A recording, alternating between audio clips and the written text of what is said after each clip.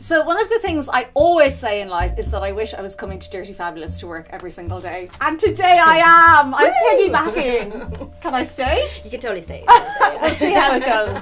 Caroline, one half of sister duo running Dirty Fabulous. Thank you for having me. You're very, very welcome. Always a pleasure to have you here. I love it here so much. You're like a vision yourself. Anyway, very subtle and I love all of this because you've actually mannequins holding the dresses, you have the bag hanging off here. Before we talk about some of these clothes, I want to bring you back to the birth of Dirty Fabulous and how that started. So just tell me a little bit about that first. Well, Kathy was travelling. She was on an extended honeymoon with Tony, and they were travelling around Australia, and every tiny little town she went to, there was a Fabulous vintage store. Yeah, and they were in the middle of nowhere, and she sent me this huge long email, like this length of an email, explaining why we should, start a business together, how amazing it would be, and all the things that we could do. Would I be interested? She'd understand if I didn't, and it just went on and on and on and on. So she sent this email from Australia, and I just replied going, yes, sounds good. So that was it, basically. Had you ever worked together before? No. And were you worried about the dynamic? No. Now do you worry about the dynamic? No. Like, we're all pretty close. We've 4 brothers, and obviously myself and Kathy, and we're really close as a family.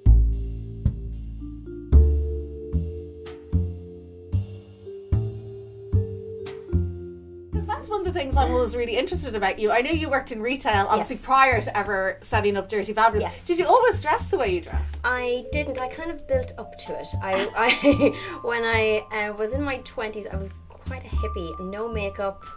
What? I can't picture that at all. I know. The photos are horrendous. It's like nearly as bad as the 80s photos, so it's not bad. But yeah, like when I started in retail, kind of around Grafton Street, it's just a dressier job, basically. So as the jobs got dressier, I got dressier, basically.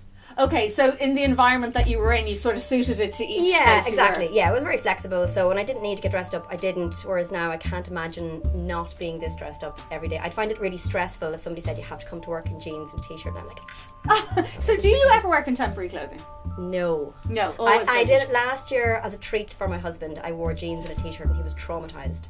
So that treat didn't go very well. No, it didn't, because he kept saying, it's not just one day, just go normal, just dress like modern person. I was like, okay, for Valentine's Day I'm gonna do it, and he was just like, what the hell, no. Really? Yeah. I kind of love that though then, because it meant you're the perfect wife the way you are. Yeah. And I know obviously we're in your beautiful surroundings with all of the gorgeous clothes that you have to sell as well, but we're also having a little peek into your own personal collection, which is very beautiful. You had a hard time deciding, didn't you? I certainly did, because I have an insane collection, and I'm a vintage addict, and I have a problem.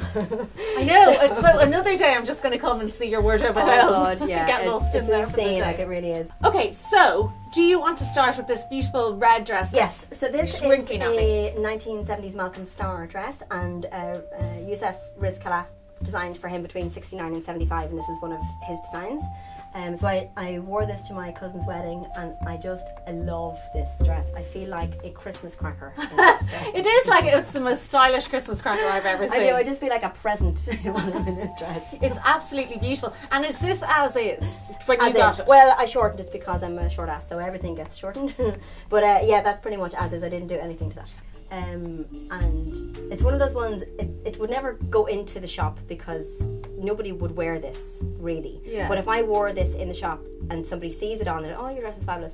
But I would guarantee if I put this on, on the rails, everybody would be like, oh, that's really cool, but they would never ever try it. So that's what I was going to say. Would they try it, not like it, or they just wouldn't try it? Really? It would just be a step too far. And I do get really dressed up for work, and I really enjoy that. Like, I find vintage fashion, you could be so creative, and like the colours and the cuts are vintage are very much your palette, and it's so different from modern dresses, and the colours are so different, and the fabrics are so different. So I just think you can have way more fun in a vintage dress than you can in high street. And so we're on to this beautiful dress. It's a stunner. So stand out. Yeah. Where did this one come from? This was a gift from a fabulous New York lady. A gift? A gift. Yeah, and we were over on a buying trip, and we buy from her quite regularly, and she's one of those really outrageous New Yorkers who chain smokes and has crazy big hair and constantly wears a fur coat. And I saw this kind of in her collection, and I was like, oh my god, and Kathy was like, no, put it back. put it back. And I was like, I just have to try it on, You have to talk each other down. Yeah, oh no, you do, you definitely do. No, it was much longer and it was much bigger, and like I'm 4'11.5", so it was completely swamped. And the girl was like, no, don't be ridiculous. I was like, look, it's amazing. I have to have it. I have to have it. And then the lady just said, it's a gift. How amazing! And I was like, oh. How many times have you tried that since then? I got one other dress from another buyer because I was going to wear it to my 40th. I was like, how much is this one? Oh yeah, I might wear this to my 40th birthday party. And it's like, it's a gift. You have it. I was like, You're on to a good thing there. Keep it going. So the sleeves and the trim at the bottom, it is real fur, is it? It is real fur. Okay, and this is, so I mean, fur is quite controversial. What are your thoughts on that? Well, with vintage fur, it's a long time dead, basically. Okay. They didn't really start making fake fur till the 60s, and it's the early fake fur is terrible. Yeah. So if you want to wear fake fur, wear modern. It's brilliant. It's very, very real looking, and there's no moral issues whatsoever. But with vintage fur, it is real, but it's a long time gone.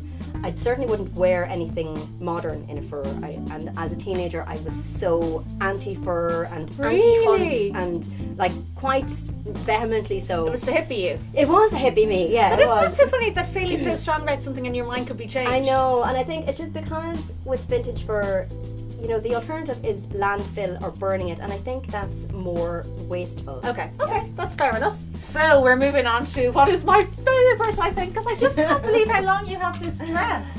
I absolutely love it. It's fabulous. Tell me about it. I have this dress 30 years. Oh, So amazing. this is the first vintage dress I ever bought, and I was about 11 or 12. I'm 300 years old. So it originally had a rhinestone collar on it, which I took off because as an 11, 12-year-old, sparkle wasn't my thing. And I bought it in a church jumble sale with my mum. And myself and my mum used to go to jumble sales all the time. We loved them. We absolutely loved the thrill of the hunt. So I think I paid maybe 25 pence. Look, I love the shape of it. 50p or something. And did you wear it to death? I wore it to its very death. But because our mum was always around fabulous fabrics, we always looked after everything. Yeah. So, you know, you could wear it to death and still mind it. So it had been stored, and also because we're complete hoarders. Every time I moved, certain things went to my mum's attic, certain things came with me. So I, you know, luckily I still have it because there was somewhere to store it. And it now fits me again. Hallelujah. Praise Paleo. Paleo. And this actually started my absolute lifelong obsession with velvet.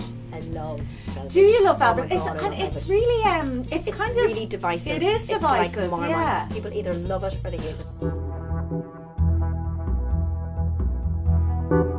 And now moving to this beauty of Isn't a it bag. gorgeous? I Yes. absolutely love this. Tell me. This bag, this is for B. Altman and Company, which is a big department store that used to be in New York. So they opened in 1865, and they opened their flagship store in 1906 on Fifth Avenue. Wow. So this bag is approximately, I'd say 1910. You're kind of bordering between Art Nouveau and Art Deco. So it's between 1910 and 1920, this bag. So somebody did reline it at some stage. This is not the original. Lining. You can see it. Yeah, but it does have the original tag. So again, it's pretty easy to date this one.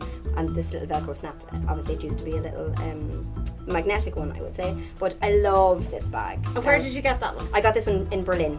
Myself and my brother went to Berlin for a week, and we rented an apartment, and he went to every art gallery in the city, and I went to every vintage store in the city, and then we'd meet up at the nearest cafe in each area, and we had the crack. That's perfect. Yeah, it was brilliant. It was really good fun. And you know, you were just talking here about it was easy to date it as well. How much did you have to educate yourself when opening the store? How much did you already know? Oh, in terms of dating things, we really had to educate ourselves, because we would have always loved vintage and appreciated it, but the dating was never something like the labels. We didn't really care about the label. We don't care if it's made by Dior or it's made by a granny in her kitchen. It doesn't matter. Like, for us, it's about the dress and the cut. So the labels didn't really matter, but people like to know, you know.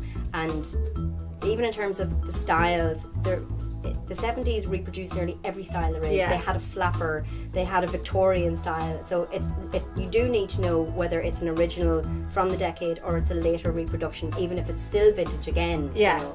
Well, yeah, it's one era to the other era. Yeah. Caroline, thank you so much for having us. You're so It's been very great. welcome. So very welcome. I'm staying here. I know, it's okay. Champagne's coming out now.